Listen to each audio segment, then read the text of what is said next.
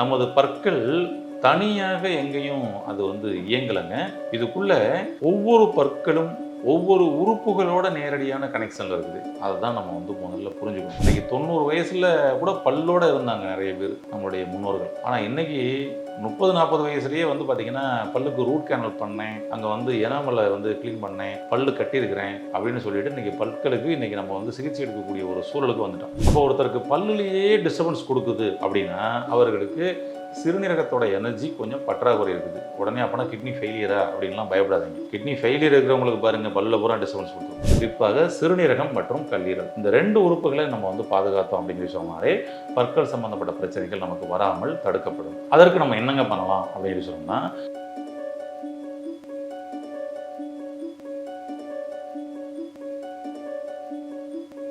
Health கவே channel viewers அனைவருக்கும் வணக்கம். இன்னைக்கு நம்ம என்ன பார்க்க இருக்கிறோம் அப்படின்னு சொன்னோம்னா, சர்க்கரை நோயினால் வரக்கூடிய கிளை நோய்களை பற்றி நாம ஒவ்வொரு பதிவுகளையும் பார்த்துக்கிட்டு இருக்கிறோம். இதுக்கு முன்னாடி பதிவுகளில் நிறைய ஒவ்வொரு கிளை நோய்களையும் பார்த்துருக்குறோம். அதை பார்க்காதவங்க இதற்கு முந்தைய பதிவுகளில் சர்க்கரை நோயினால் ஏற்படக்கூடிய கிளை நோய்கள் என்னென்னலாம் இருக்குது, அந்த கிளை நோய்களை எப்படி நம்ம சரி செஞ்சுக்கலாம் அப்படின்றத பார்த்து ஆரோக்கியமடைய வாழ்த்துக்கள். இந்த பதிவில் நம்ம என்ன பார்க்க இருக்கிறோம் அப்படின்னா, டயபெட்டிக் பேஷண்ட்ஸுக்கு பல்லு, ஈறு இங்கெல்லாம் பிரச்சனை வந்துடுதுங்க.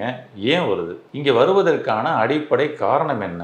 இப்ப நான் அந்த பல்லு பிரச்சனைக்கு இந்த அடிப்படை காரணம் தெரிஞ்சு குணப்படுத்திட்டீங்கன்னா அந்த பிரச்சனையிலேருந்து நீங்க மீண்டு வந்துடலாம்.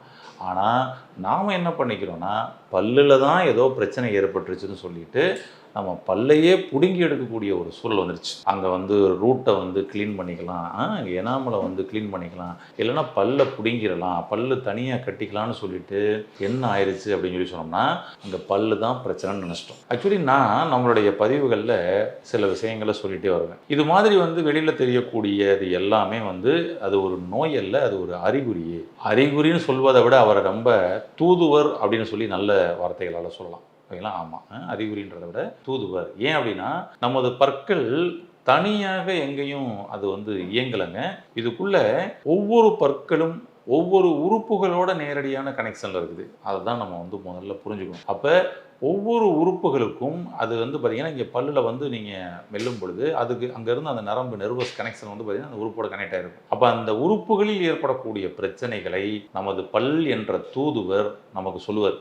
அவ்வளோதான் விஷயம். அதனால தான் அந்த இடத்துல பல்லு வலிக்கும். பல்லு வலிக்குதுல, கரெக்டாக ஒரே ஒரு பல்லு மட்டும் தாங்க வலிக்குது. அது ஏன் அந்த பல்லு மட்டும் வலிக்குது? நம்ம என்னன்னா அந்த பல்லு மட்டும்தான் எனக்கு பிரச்சனை, அந்த பல்லு மட்டும்தான் கூச்சமாக இருக்குது, அந்த பல்லு மட்டும்தான் வலிக்குது, அந்த பல்லை மட்டும் பிடுங்கிட்டேன்னா நிம்மதியாக இருப்பாங்க அப்படின்னு சொல்லிட்டு. கரெக்டுங்களா? அந்த பல் எந்த உறுப்போட கனெக்ஷன் இருக்குதுன்றதை நீங்கள் முதல்ல தெரிஞ்சுக்கோங்க. அப்போ அந்த ஆர்கனில் பிரச்சனை ஏதோ இருக்குன்னு சொல்ல வந்திருக்கிறாரு. அவ்வளோதாங்க. ஒரு ராஜா இருக்கிறாரு அப்படின்னு சொல்லி சொன்னோம்னா, அந்த ராஜா அவருடைய பிரச்சனைகளை ஃபஸ்ட்டு சொல்லணும் அப்படின்னா ராஜாவே நேரடியாக சொல்ல மாட்டார். அவர் சில தூதுவர்கள் அனுப்பி வைப்பார்ல. அப்படி நம்ம உடம்புக்குள்ளே நிறைய தூதுவர்கள் இருக்கிறாங்க. அதில் ஒரு தூதுவர் தான் நமது பல் அப்படின்னு சொல்கிறோம். அப்போ அந்த பல் மூலமாக அந்த தூதுவர் என்ன சொல்கிறாரு, இந்த மாதிரி இந்த ராஜாவுக்கு பிரச்சனைங்க, இதை சரி பண்ணுங்கன்னு சொல்லிட்டு தூதுவர் சொல்கிறாரு. நாம் என்ன பண்ணிடுறோம் அப்படின்னா, இந்த தூதுவர் தான் எனக்கு பெரிய பிரச்சனையாக இருக்கிறாரு, வாயாமல் இவர் தொண சொல்லிக்கிட்டே இருக்கிறாரு, அவர் வலிக்கிறார்ல, அதுக்கு சொல்கிறேன். அதனால் என்ன பண்ணிடுறோம்னா, அந்த வலிச்ச அதை பார்த்தீங்கன்னா அடித்து அந்த தூதுவரை காலி பண்ணிடணும்னு நினைக்கிறோம். அவ்வளோதான். அப்போ இந்த தூதுவரை காலி பண்ணிட்டா அந்த பிரச்சனை சரியாயிருமானா ஆகலை. அதனால தான் பாருங்க, பல்வலிக்கு அதுக்கு திரும்பவும் பல்லையே பிடுங்கினா கூட திரும்பவும் அவர்களுக்கு இன்னொரு பல்லு வலிக்குது. இப்படி பாருங்க, பக்கத்து பல்லு அப்படின்னு சொல்லிட்டு எத்தனை பல்லு நம்ம பிடுங்குறது? சரிங்களா? அன்னைக்கு 90 வயசுல கூட பல்லோட இருந்தாங்க நிறைய பேர் நம்மளுடைய முன்னோர்கள். ஆனால் இன்னைக்கு 30, 40 வயசுலயே பார்த்தீங்கன்னா பல்லுக்கு ரூட் கேனல் பண்ணேன், அங்கே எனாமலை க்ளீன் பண்ணேன், பல்லு கட்டியிருக்கிறேன் அப்படின்னு சொல்லிட்டு இன்னைக்கு பற்களுக்கு இன்னைக்கு நம்ம சிகிச்சை எடுக்கக்கூடிய ஒரு சூழலுக்கு வந்துட்டோம். அப்போ இதற்கு அடிப்படை காரணங்களை நம்ம சரியாக புரிஞ்சுக்கிட்டு பண்ணிட்டோம்னா உங்களுடைய பற்களை ஆரம்ப கட்டத்திலேயே நீங்கள் பாதுகாத்துடலாம். சில பிரச்சனைகள் இருக்க பொழுதும் உங்களால் பாதுகாக்க முடியும். ஏன்னா ரொம்பவும் ஒரு சில முற்றிய நிலைக்கு போகப்படும் பொழுது நீங்கள் பல் மருத்துவரை நாடி நீங்கள் சிகிச்சை எடுக்கக்கூடிய ஒரு சூழல் இருக்க தான் செய்யும். ஆனால் நீங்கள் ஆரம்ப கட்டத்திலேயே நீங்கள் இதை விஷயத்தை புரிஞ்சு பண்ணிட்டீங்கன்னா பல்லு சூப்பராக ஸ்ட்ராங் ஆயிருங்க. உங்களுடைய பல்லு நிற்கிறது அதற்கு அடியில் இருக்கக்கூடிய அந்த வேறு கம், ஏன்னா அதில் தான் பார்த்தீங்கன்னா நிற்கிது. இந்த கம் இருக்குது பார்த்தீங்கன்னா, இது எல்லாத்துக்கும் எனர்ஜி கொடுக்குறவர் யார் அப்படின்னு சொல்லி சொன்னோம்னா அவர் கல்லீரல், லிவர். இந்த பற்கள் இருக்குது பாருங்க, இது எலும்பு வகைகளில் வரக்கூடிய ஒரு விஷயம். இந்த எலும்புகளை எல்லாம் கண்ட்ரோல் பண்ணக்கூடியவர் யாருன்னா அவர் கிட்னி, சிறுநீரகம். அப்போ பற்களையும் கண்ட்ரோல் பண்ணக்கூடியது யாருன்னா அவர் சிறுநீரகம், கிட்னி. அப்போ ஒருத்தருக்கு பல்லுலேயே டிஸ்டர்பன்ஸ் கொடுக்குது அப்படின்னா அவர்களுக்கு சிறுநீரகத்தோட எனர்ஜி கொஞ்சம் பற்றாக்குறை இருக்குது. உடனே அப்போனா கிட்னி ஃபெயிலியரா அப்படின்லாம் பயப்படாதீங்க. கிட்னி ஃபெயிலியர் இருக்கிறவங்களுக்கு பாருங்கள் பல்லில் பூரா டிஸ்டர்பன்ஸ் கொடுத்துரும். அப்போ பல்லில் டிஸ்டர்பன்ஸ் கொடுத்தோன்னா உடனே அந்த பயத்துக்கு போகாதீங்க. எனர்ஜி கம்மியாக இருக்குது, அவ்வளோதான். அதே போல் பல்லு பிரச்சனைக்கு உள்ளே பாருங்கள், அதனுடைய வேர் ரூட்டு அங்கேயே ஆட்டம் கொடுக்குது அப்படின்னா, அப்போ அந்த கம்மு தானே அதை பிடிச்சிக்கிட்டு இருக்குது. அந்த கம்மில் தான் பிரச்சனைன்னு அர்த்தம்.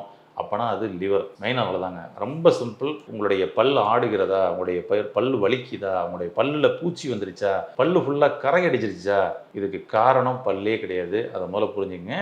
அது உங்களுடைய கல்லீரல் சம்பந்தப்பட்ட, சிறுநீரகம் சம்பந்தப்பட்ட பிரச்சனைகளை சொல்ல வந்த தூதுவர். அவங்க 2 பேரையும் நீங்கள் சரி பண்ணுங்க, பல் பிரச்சனைன்றது நீங்கள் மீண்டலாம். எப்படி பாருங்களேன். ஆனால் நம்ம என்ன பண்ணிக்கிறோம்னா, பல்ல தான் போய் தனியாக அதை போய் ஏதாவது பிடிங்கி போட்டலாமா, இதுக்கு ஏதாவது தனியாக பேஸ்ட் இருக்குதா அப்படின்னு சொல்லிட்டு நம்ம வந்து வாங்கி பயன்படுத்தக்கூடிய ஒரு சூழலுக்குள்ள இன்னைக்கு இருக்கிறோம். அப்போ என்ன பண்ணலாம்? நமக்கு இதுக்கு இந்த ஆர்கனோட பிரச்சனை தான் இந்த பல் அப்படின்றதுக்கு இன்னும் சில விஷயங்களை உங்களுக்கு சொன்னால் கொஞ்சம் ஈஸியாக புரியும். சொல்கிறேன் பாருங்க. நம்முடைய பற்களில் பெரும்பாலான நபர்கள் நம்மளுடைய கடவாப்பல் இருக்கு இல்லையா, அதை வந்து பிடுங்கிருக்கிறாங்க. இந்த கடவாப்பல்ன்றது எந்த ஆர்கனோட கண்ட்ரோலில் இருக்குது தெரியுங்களா? எந்த ஆர்கனோட அந்த சிம்டம்ஸை சொல்ல வந்த தூதுவர்ன்ற தெரியுமா? அவர் தான் இருதயம். இருதயம் சம்பந்தப்பட்ட பிரச்சனை ஏதாவது ஒன்று ஆரம்பிக்குதுன்னா ஆரம்ப கட்டத்திலேயே அவர்களுக்கு கடவாப்பல்ல வலி, அங்கே கொஞ்சம் ஆட்டம் கொடுக்கறது, கூச்சம் எடுக்கிறது அப்படின்னு சொல்லிட்டு சில அறிகுறிகள்லாம் வர ஆரம்பிச்சிடும். ஆனால் நாம் என்ன பண்ணுவோம்னா, கடவாப்பல்ல தான் பிரச்சனை சொல்லி கடவாப்பல்ல பிடிக்கிறோம். அப்போ இருதயம் சம்பந்தப்பட்ட பிரச்சனை இருக்குன்னு சொல்லி நமக்கு தான் தெரியலையே. அப்போ நம்ம என்ன பண்ணணும்னா, ஒரு இருதயம் சம்பந்தப்பட்ட மருத்துவரை பார்த்து இருதயத்தில் ஏதாவது டிஸ்டர்பன்ஸ் இருக்குதா, எனர்ஜி பற்றாக்குறை இருக்குதா, அதை நான் இன்னும் ஸ்ட்ரென்தன் பண்ணுறதுக்கு என்ன பண்ணுறது, அதை இன்னும் நல்ல ஈஸியாக இயங்க செய்வதற்கு என்ன பண்ணுறேன்னு நம்ம அங்கே ஸ்ட்ரென்தன் பண்ண ஆட்டோமேட்டிக்காக இந்த பல்லு சரியாயிருங்க. ரொம்ப சிம்பிள், அவ்வளோதான். அப்போ ஒவ்வொரு டயபெட்டிக் பேஷண்ட்ஸுக்கும் அவர்களுக்கு பல்லு எலுறுகள் சம்பந்தப்பட்ட பிரச்சனைகள் ஏற்படுது. அதில் குறிப்பாக கடைசி கடவாப்பல்லுக்கு முதல் பல், இங்கே தான் வந்து அவர்களுக்கு பிரச்சனை ஏற்படுது. ஒரு சில பேருக்கு தான் அடுத்தடுத்த பல்லுகள் வந்து ஏற்படுது. இப்போ அடுத்தடுத்த பல்லுகள் ஏற்படுதுன்னா அதற்கும் உள்ளுறுப்புகளுக்கும் ஒவ்வொரு உறுப்புகளுக்கும் கனெக்ஷன் இருக்குதுங்க. அப்போ அந்தந்த உறுப்புகள் சம்பந்தப்பட்ட பிரச்சனைகள் ஏற்படுதுன்றத நமதுக்கு பல்லு வந்து முன்னாடி அடையாளமாக காமிக்குது, அவ்வளோதான். அதாவது தூதுவராக வர்றாரு, அவ்வளோதான். அதை நம்ம புரிஞ்சுக்கணும். அதனால் தூதுவராக வர்றவரை பூரா பிடுங்கி போட்டோம் அப்படின்னு சொல்லி சொன்னோம்னா, தூதுவரே இல்லாமல் போச்சுன்னா என்ன ஆகும்? டைரெக்டாக அந்த உறுப்பு வந்து பாதிக்கப்படும். ஏன்னே தெரில, என்னன்னே தெரில, என்ன சாப்பிட்டேன்னு தெரில, என்ன இது பண்ணேன்னு தெரில, ஆனால் அதுக்குள்ளே வந்து டக்குன்னு இந்த நோய் வந்துருச்சு, இந்த ஆர்கன் வந்து ஃபெயிலியர் ஆயிடுச்சு அப்படின்னு சில பேரை கேட்டுக்கிறோம்ல. சில பேர் டைரெக்டாக டக்குன்னு கிட்னி ஃபெயிலியர் ஆயிடுச்சுங்க, என்னன்னே தெரிலங்க, ஒரு ஆல்கஹால்லாம் சாப்பிட்ற பழக்கம் கிடையாது, கெட்ட பழக்கமே கிடையாது, ஆனால் ஆயிடுச்சு. கரெக்டுங்களா?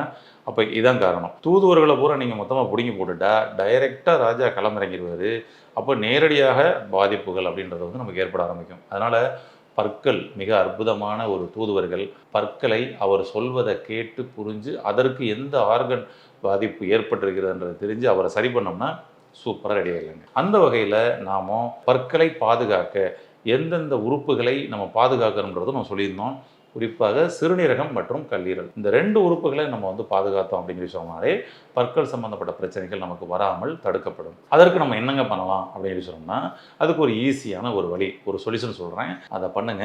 ஆட்டோமேட்டிக்காக நமக்கு உள்ளுறுப்புகள் நமக்கு நல்ல பாதுகாக்கப்படும், பற்களும் பாதுகாக்கப்படும். என்ன பண்ணலாம் அப்படின்னு வச்சோம்னா, பற்களில் ஏற்பட்டிருக்கக்கூடிய கூச்சம், வலி, அந்த பற்களில் இருக்கக்கூடிய கரைகள், பல்லு ஈறு, வீக்கம், அங்கேருந்து ஏதாவது ரத்தம் வடியுது, இப்படி பல பற்கள் சம்பந்தப்பட்ட பிரச்சனைகளுக்கு ஒரே தீர்வாக கல்லீரலையும் நமது சிறுநீரகத்தையும் அதை பலப்படுத்தக்கூடிய மூலிகையை பயன்படுத்தி நாம் சரி செஞ்சுக்கலாம். அப்படி என்னங்க அந்த மூலிகை அப்படின்னு சொல்லி சொன்னோம்னா, சிறுநீரகத்துக்கு அப்படின்னா அது மூக்கரட்டைன்னு சொல்லி சொல்லுவோம். சாரணத்தி அப்படின்பாங்க சில இதில், ஓகேங்களா? ஆமாம், புனர்னவா அப்படின்பாங்க ஆயுர்வேதத்தில். அப்போ அந்த மூக்கரட்டை நம்ம வந்து பயன்படுத்த போகிறோம். மூக்கரட்டை பொடி பவுடர் இன்னைக்கு வந்து எல்லா கடைகள்லையும் கிடைக்கும். இந்த மூக்கரட்டை இலையினுடைய அந்த பவுடர் வந்து வாங்கிக்கோங்க, ஒரு 50 கிராம் வாங்கிக்கோங்க. அதே போல் நம்ம கீழாநெல்லி, இவர் தான் வந்து கல்லீரலுக்கு, அது நமக்கு நல்லா தெரியும். கீழாநெல்லி பவுடர் ஒரு 50 கிராம் வாங்கிக்கோங்க. அதையும் வந்து நம்ம இது கூட மட்டும் இல்லாமல் கரிசலாங்கண்ணி, ஏன்னா அந்த கரிசலாங்கண்ணியும் லிவருக்கு ரொம்ப பெஸ்ட்டுங்க.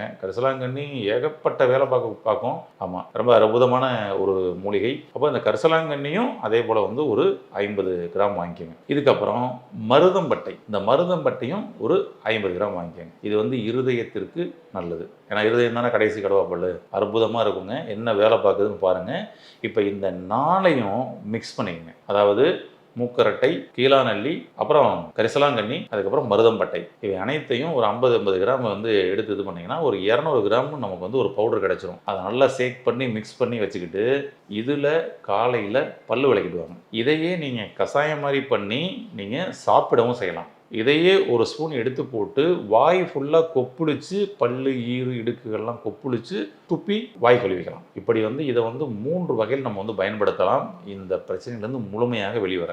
எதை எப்போ பண்ணணும், எந்த வயசில் உள்ளவங்களாம் அதை பண்ணிக்கலாம் அப்படின்னு சொன்னால் தாராளமாக ஒரு 10லேருந்து 15 வயசு தாண்டிச்சினாலே தாராளமாக இதை வந்து பயன்படுத்திக்கலாம். அதே போல் வயசானவங்களில் எல்லா வயசுலையும் இதை நம்ம பயன்படுத்திக்கலாம். இதை நீங்கள் அரைச்சி பவுடர் பண்ணி வச்சுக்கோங்க. வச்சுட்டு பற்களில் ஈரலெல்லாம் ரத்தம் வடியுது, பல்லு ஈரெல்லாம் வந்து அப்படியே வந்து வீக்கம் வந்துருக்குது அப்படின்னா நீங்கள் ஒரு ஸ்பூன் எடுங்க, வாயில் போடுங்க. நல்ல பல்லு ஈர் இடுக்குகளில் எல்லா பக்கமும் படுற மாதிரி உங்கள் உமிழ்நீர் கலந்து கொஞ்சோண்டு வேணால் வெதுவெதுப்பான தண்ணியும் சேர்த்து வச்சுக்கிட்டு கொப்புளிங்க ஃபுல்லாக. முதல்ல அதை முழுங்கிடக்கூடாது. கொப்புளிச்சு நல்லா ஈறு இடுக்கு எல்லா பக்கமும் அந்த தண்ணி கீறிட்டு போகிற மாதிரி கொப்புளிச்சு துப்பிடுங்க. இங்கே பற்கள் ஈறுகள் எல்லாம் வந்து கிருமிகள் இருக்குது, அதனால தான் வந்து டெய்லி வந்து வலிக்குது அப்படின்ற மாதிரிலாம் உங்களுக்கு இருக்குதுன்னா இதை நீங்கள் பண்ணின ஃபஸ்ட்டு நாள்லேயே உங்களுக்கு பற்களில் ஈறுகள்லேருந்து ரத்தம் வடியாது. பற்கள் ஈறுகள் வீக்கம் குறைய ஆரம்பிச்சிடும். ஃபஸ்ட் நாளே அந்த வீக்கம் குறைஞ்சது தெரியும். ஒரு 3 days 5 days 7 days நார்மல் ஆயிரும் உங்களுடைய ஈறுகளில் இருக்கக்கூடிய வீக்கம். சில பேருக்கு அந்த பல்லு ஈறு இதுக்கு அப்படியே நடுவில் பார்த்தீங்கன்னா வந்துட்டு ஒரு படிமம் வந்து அப்படியே படிஞ்சிருக்கும். அதை எடுத்தால் பல்லே வீக்னஸ் ஆன மாதிரி ஆகிப்போம். அப்போ அந்த மாதிரி வந்து ஒரு படிமம், ஒரு வெள்ளை கலரில், ஒரு ஆஷ் கலர், ஒரு ப்ரௌன் கலர், இப்பெல்லாம் மிக்ஸ் ஆகி ஒரு மாதிரி அந்த ஈருக்கும் பல்லுக்கும் நடுவில் அதே ஷேப்பில் வந்து படிஞ்சிருக்கும். நீங்கள் இந்த பவுடரை மட்டும் எடுத்து பல்லு விளக்கிக்கிட்டே வாங்க. அந்த படிமம்லாம் ஆட்டோமேட்டிக்காக கிளியர் ஆகும். பற்களில் இருக்கக்கூடிய கரை நீங்கும். சர்க்குலேஷன் சூப்பராக இம்ப்ரூவ் ஆகும். அந்த பல்லு ஆட்டம் கொடுக்கறது ஸ்டாப் ஆகும். பெட்டர். இதே போல் ஒரு ஸ்பூன் சுடுதண்ணியில் டைரெக்டாக சாப்பிட்டுடுவாங்க கலந்து. உங்களுடைய கல்லீரல், உங்களுடைய சிறுநீரகம், உங்களுடைய இருதயம், இந்த 3 மிக முக்கியமான ராஜ உறுப்புகள் அனைத்தும் சீராகும். ஆட்டோமேட்டிக்காக பல்லுக்கிட்ட என்ன செய்தி சொல்லி அனுப்புனாரோ அந்த தூதுவர் ரிவர்ஸ் ஆயிடுவார். அப்பா எங்களுக்கு கிடைக்க வேண்டியது கிடைச்சிருச்சு, நீ திரும்ப போயிட்டு அவனை போய் டிஸ்டர்பன்ஸ் பண்ணாத அப்படின்ற மாதிரி. அப்போ பற்களில் இருக்கக்கூடிய வலி, வீக்கம், அந்த ஆட்டம் கொடுக்கறது, இது எல்லாமே வந்து பார்த்திங்கன்னா கிளியர் ஆகுங்க. இதுதான் அந்த ரூட் காசஸுக்கான சரியான மருந்தாக இருக்கும். இதை பயன்படுத்தி மூல காரணத்தை சரி செய்து உங்களுடைய பல் பிரச்சனையிலிருந்து மீண்டு வெளிவர வாழ்த்துக்கள். நன்றி. இந்த வீடியோ உங்களுக்கு பிடிச்சிருந்தா லைக் பண்ணுங்க, ஷேர் பண்ணுங்க, கமெண்ட் பண்ணுங்க. மறக்காம ஹெல்த் கஃபே தமிழ் சேனலை சப்ஸ்கிரைப் பண்ணிட்டு பெல் பட்டனை கிளிக் பண்ணிடுங்க.